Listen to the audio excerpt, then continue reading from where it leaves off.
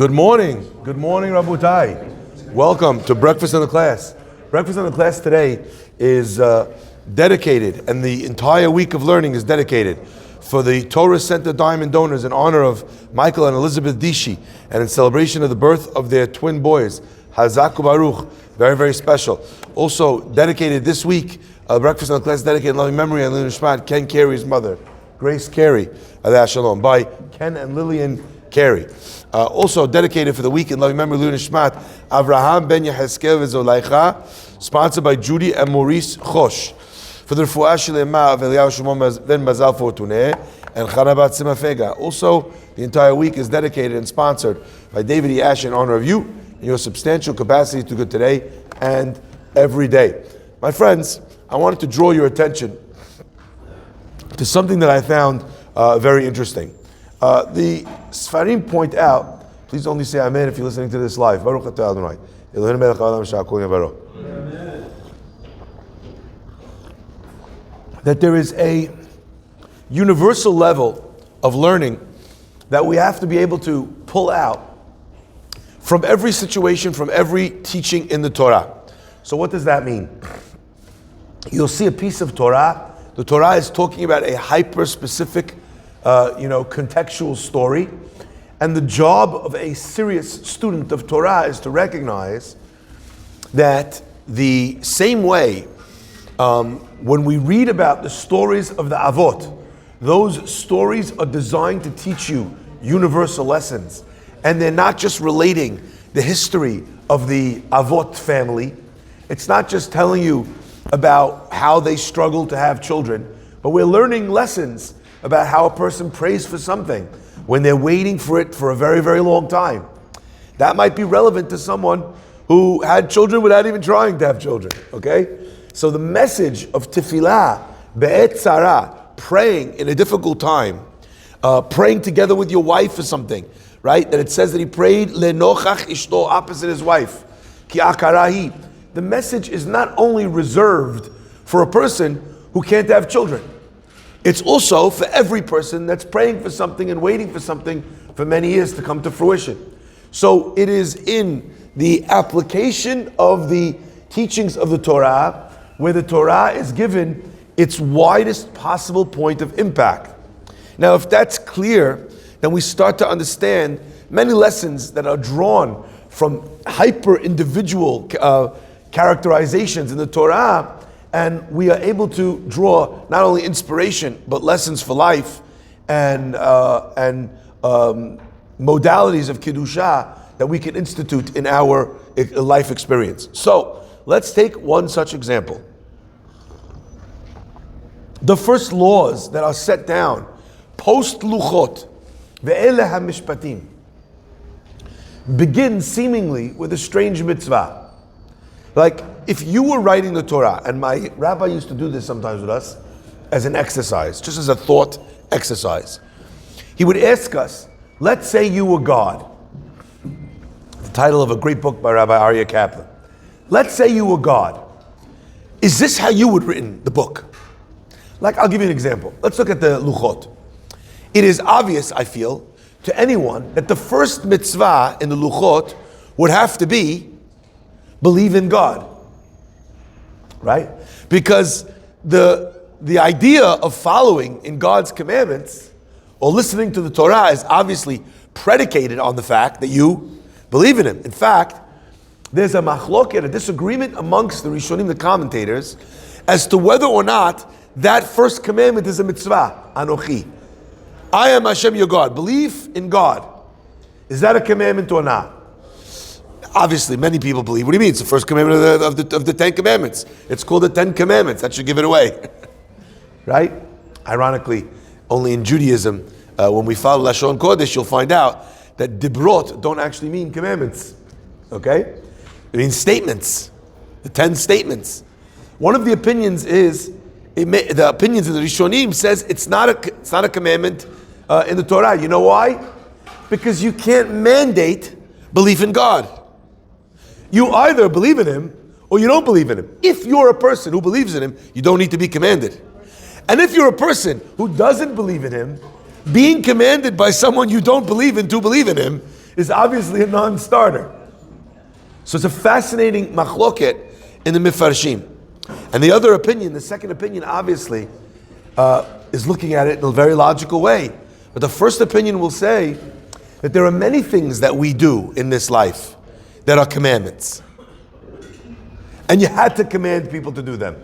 Because even if you did it, that might be done out of preference, not out of chiyuv, not out of obligation, okay? So we're given the opportunity to start. Now, that sounds to me pretty logical. You know, I'm about to tell you about Al My Mitzvot. Look, first and foremost, do you believe in God? Okay, don't have other gods, because that's obviously going to mess up the commandment thing, okay? That makes sense to me. I understand that you're going to put down the concrete pillars upon which the world is built on. As an example, Shabbat, that's in there, big one. Honoring your parents, big one. You know why it's a big one? Because who teaches you to follow in the ways of the Torah? Who hands down the Torah from generation to generation? Especially in a time before the Torah, the oral Torah was not written down. The vast majority of the Torah was being communicated generation to generation. So you had to put in the Luchot, Kaber Avich, honor your parents. You had to put that down. You had to have Shabbat. Don't kill. That sounds pretty, essential. Don't steal. Essential. Now you're going to tell me you're going to start the Mishpatim with what? Let me just give you a quick breakdown of the laws of a Hebrew slave. Is this so, this is it? So I heard once someone say, they said, Rabbi, you're looking at it through your perspective. A modern person living in America 2024, it might not be all that relevant how you treat a Jewish slave. But to slaves that just came out of Egypt, it was highly relevant. And not only that, probably top of mind, like the English say. I'll accept that. I like that. But to me, that's not enough. I think there's more here. We can mine for more. So let me share with you an idea that I think is really powerful. Torah communicates that when a person is a Jewish slave, and by the way, how do you have a Jewish slave? How'd that happen? How'd you get a Jewish slave? Sorry? Unpaid debts. The guy had unpaid debts. He needed to, there used to be a thing back in the day. You'd have people couldn't afford to go out to eat. They'd go to a restaurant because they were hungry. They would sit there, right? They would, what's it called? At the end of it, they couldn't pay. What would the guy do? Grab him by his shirt, take him into the kitchen, wash the dishes. Right? Wash the dishes. So this is effectively the longer term version of wash the dishes. You owe money, you can't not pay it back. Go work as a slave. By the way, this is crazy. And now how long would he work for? Anyone know? Until the debts were paid. Until the debts were paid. You weren't a slave because you were a slave. It was until the debts were paid. So he's not really a slave, right? We're in over here, he's not really a slave because you can't treat him badly. You have to treat him as good as you treat yourself. The Talmud says, Kol hakoneh v'divri, you acquire a Hebrew slave, kana adon le'atzmo, you acquire a master. Hey, I always imagine the Hebrew slave, he's in the house one day, he's like, maybe we should move the couches. The wife makes dinner. I don't know what you think. Really, you want to do that for dinner? Maybe we should have more of protein. I don't know. Right? Kana don le'atzmo, kana adon le'atzmo says the Gemara that if you have two pillows, you give him one. If you have one pillow, he gets it. Not really a slave. Eved Ivri. So why are we calling him an Eved, this guy? We should call him a Hebrew master. If you're telling me, Kana Eved Ivri, Kana Adon La'atzmo, call him a Hebrew master. Chazal tells something incredible. They say, you know why he's called Eved Ivri? He's called Eved Ivri because at the end of the day, what he does in that day is down to you. Now it's true. You can't mistreat him. You actually have to treat him pretty darn good. His life with you, I'm guessing, the guy can't afford anything. He has unpaid debts. And you have to give him your first pillow. He's probably doing better off now than he did when he had unpaid debts. Or the other version is that he stole something and he needs to pay back and he can't pay it back. Okay? So the guy's a thief, needs to steal to eat. Now he's eating your steak if you have one steak. He's doing pretty good. Still called an Eved. Because when a person is not the master of their own destiny, they can't chart their own course. They can't decide what they are doing today. That decision is not their decision. That person is called an Eved. Says the Pasuk, after 6 years, even in a scenario, where it's a difficult situation, after 6 years are over, the guy comes in the 7th year, Chofshi Chinam, he goes free. Can't have him for more than that amount of time. Now, how about if the guy says, but you know what? I love my master, which is really my slave. I love Mr. Pillow Steak guy, right? This guy's amazing. Never asked me to clean the toilets. He's not allowed to. Tie his shoes. He's not allowed to. Any menial labor. You can't ask this guy. Right? I don't do windows. I had that, right? Listen to this, because to me it's amazing. At the end of 7 years, we tell him, go, freedom. What does the guy say? I love my master. Ahavti et ishti. I love my servant wife. Guy has a wife who's also a slave. The children of that union and born from a real Eved, those kids don't leave with him. They stay there as workers forever, or until the master decides to free them. It's a disaster. The guy says, I love my master, I love this life, I want to stay here. What's the halacha? Very interesting response. We take the guy, the Eved, you bring him to the door, and you give him an earring. I don't know which side, because I know that's a big deal, which side the earring is on. I've heard that is highly relevant on the streets, okay? But you give him an earring in one side. And not only that, by the way, who has to administer this? He doesn't get it at Monmouth Mall, the ear piercing, one of those kiosks. The master takes him, he brings him to the doorpost. He brings him to the doorpost, right? To the door and to the doorpost. And then he gives him a little ear, he gives a piercing his ear. And then he could stay with him until Yovel, until the Yovel year. So people always think it means they'll serve him forever. It doesn't mean that. How long will he serve him for? Until the Jubilee year. How long is that? Well, it depends what year you're in. It might only be one more year. It might be 43 more years, depending on what he's up to. Okay? But in that scenario, and by the way, I don't know if people know this, at any point in this weird work relationship, he can buy his way out. Did you know that? So if there's an unpaid debt, and then he works, and he pays the master the amount of money that he owes it, he can walk away. He's just working off a debt. That's the real nekudah. So listen, and this is where it gets to me, it really got to me. Says the Mefarshim, listen to this. So why do we do this whole ear piercing thing? What is this? What are we learning about over here? We're learning about the fact that this fellow did not listen carefully enough. That's why the ear needs to be pierced. I don't know if you're, they say rabbis, everybody should be in shape, but rabbis are also in shape because round is a shape. Okay? Now what's it called? Everybody's got to be in shape. Now a lot of times you go running, you play basketball, you feel really good. You did that workout. I work out once, twice a year, right? You work out, however long you often you work out, right? But then someone's like, oh my gosh, you have to try this.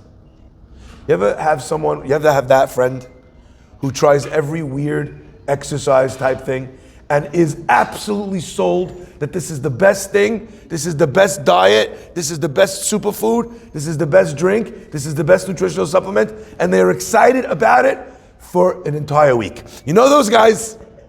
Anyway, so the guy tells me, Rabbi, this treadmill, no, don't do that. Don't do that. Running is not a good exercise. I was like, I think it's kind of been one of those exercises that has hung around for millennia. I kind of feel like that's a thing. Pickleball, I think, has a limited shelf life. But other things, right, they've been around for quite some time.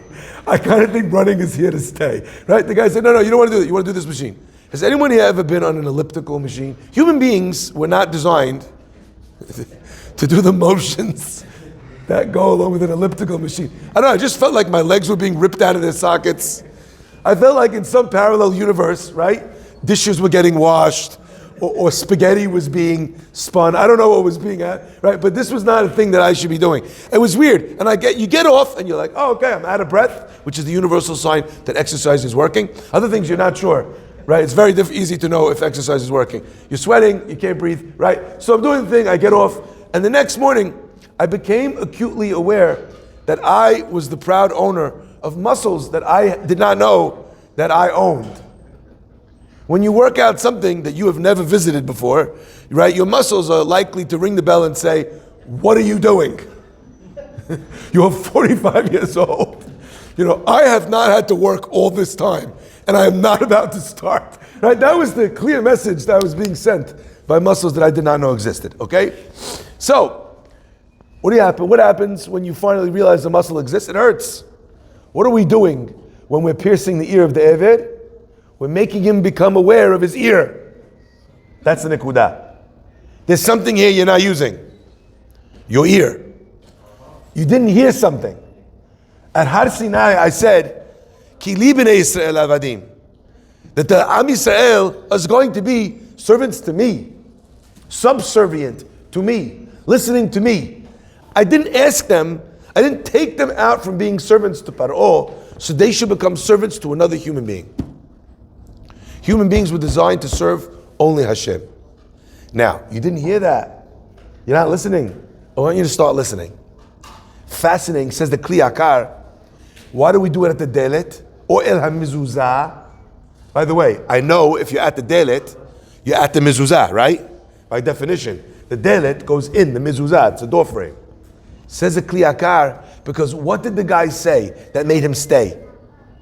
I love my master, I love my wife. And what does it say in the Mizuzah? Ve'ahavta et Amonai Elokecha. You were supposed to love me. This is what you love. You were supposed to love serving me. B'chol nafshecha, b'chol meodecha. With your money, right? With your soul, with your heart. And this is what you love instead. You didn't listen. You didn't hear. It's a wake-up call. That this is what he's kind of has to take advantage. He needs to kind of fix. My friends, the reason why I'm sharing this is because we're being told is that when you love doing anything but the service of God, that is the opposite of the service of God. You want to know what it means that we're calling this guy an Eved? The Eved means, you know what Eved means? Eved means a person who cannot make the decisions that the Torah wants him to make. If you serve anyone other than the destiny that you were supposed to serve, you're an Eved. Say the commentators, if you're an Eved of a master and his name is David Cohen, okay, Torah doesn't like that. But truth be told, what makes you an Eved is that you're listening to him. That now you have to marry this Isha, Shifcha Kenanit. That now you have to do all this work in the day, that otherwise you would have been working for yourself. My friends, say the Sifrei Musar, a person does not need a physical master to become an Eved Ivri, a Hebrew slave. There are many things that a person can become a slave to. And I want to share with you a fascinating example of this in a study that they did many years ago. They analyzed the brain of coke addicts. And I do not mean the drink. They analyzed the brain of coke addicts. And they noticed that there was a disproportionate amount or ratio between gray matter and white matter in their brain. And that was based on the fact that there was this dependency on and this chemical, I don't want to call it an imbalance because a psychiatrist told me that they have since moved away from the theory of chemical imbalance. I don't know, I'm sure I'll get angry emails for and against on this one. Obviously some people for cocaine, some people against. No, right? So what's it called? They analyze the brain and they see this. And they're like, okay, it makes sense, even if it's not a chemical imbalance, but you're literally taking something which is impacting your brain. That's what cocaine does. It, according to everybody, it changes the release of serotonin, of dopamine in the brain, the hit that the person is getting, the euphoric state, etc., etc., etc., that the person is getting when they take drugs. Then they analyze the brain of alcohol addicts, of severe alcoholics. Now, it is important to note, and I would like to just give a public shout out to SAFE for driving this home, bringing this to our attention. There's stigmatic differences between being a drug addict and between being an alcoholic. But the differences between them are only stigmatic. Almost no other difference. The ruin of your life, the inability to walk away, the difficulty even after a person has walked away to stay on the wagon is the same. And I promise you, no one starts off being blackout drunk on a sidewalk. And with people who have obsessive type personalities, you have to be very careful. You want to have a drink, everything in moderation, beautiful, great. Enjoy a scotch, enjoy whatever you want to enjoy, fantastic. A red wine, I don't care, whatever you want, great. But in moderation. If a person is losing themselves again and again and again in the cloud of alcohol, and it started with Shabbat drinking and the Kiddush, or Friday night, and then it's the Sebet, and then next thing you know, it's in the Mazeh before Shabbat. 2 minutes after, the guy starts sliding down this sliding pond. The guy's drinking every day of the week. He doesn't come home from work without having something to take the edge off every day. And before you know it, the guy's a raging alcoholic. And his wife and his business and his children and his own life suffering. Be very aware that you can become an eved to alcohol. And it's very difficult to get away. Because what do you say? I love my master. Think about that for a minute. A guy might know that drugs are killing him in his relationships and his business and his everything. A guy might know that at the bottom of the bottle is a destruction of his marriage and his children's lives and his financial stability. And he does it anyway. Why does he do it? You can check in anytime you like, but you can never leave. Welcome to the Hotel California. You can check in whenever you like, but can you leave? The Eved is being given this choice. You come to the doorway. You're at the precipice of freedom. Can you walk out the door, or can you never leave? So they did this test on the brain of an alcoholic. By the way, same brain scan as the brain scan of the cocaine addict was the alcohol addict. Just understand that if you're a little bit too loose with the way you have alcohol. I would never do that. You are doing that. But then it got even more interesting. Because the same brain scan that they found for the cocaine addict and they found for the gambling addict. And they found for the intimacy addict. And they found for the social media addict. Effectively, what was the tzad hashaveh, the common denominator? The common denominator was addiction is addiction is addiction is addiction.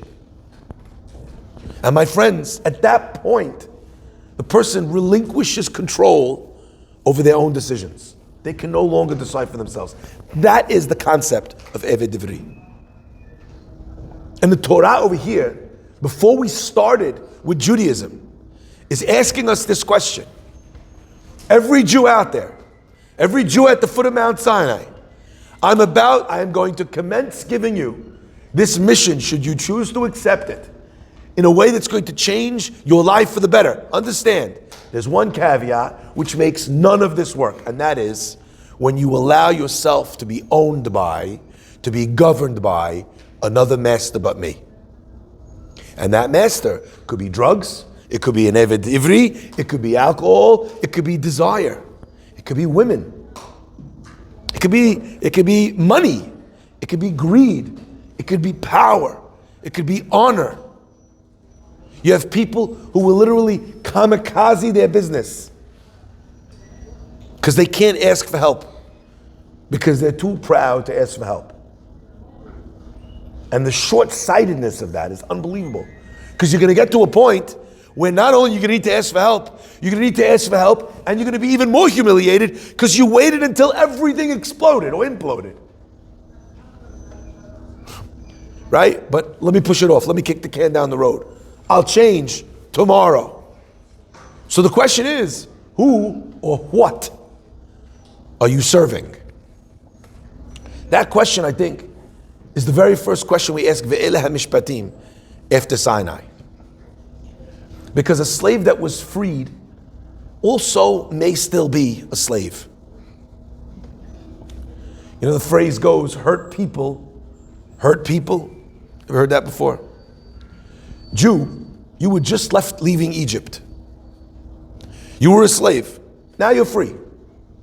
But there's elements that come with you in the suitcase. Like, you know, someone once stuck it to you. I don't know if you remember this when you were in high school, in 9th grade, and they kind of pick on the freshies. Remember that? They bully the freshies. So what happens when you get into 10th grade and the new 9th graders come? You bully the 9th graders. Did it to me. This is the initiation, hazing, let's go. If it was done to me, I'm going to do it to someone else.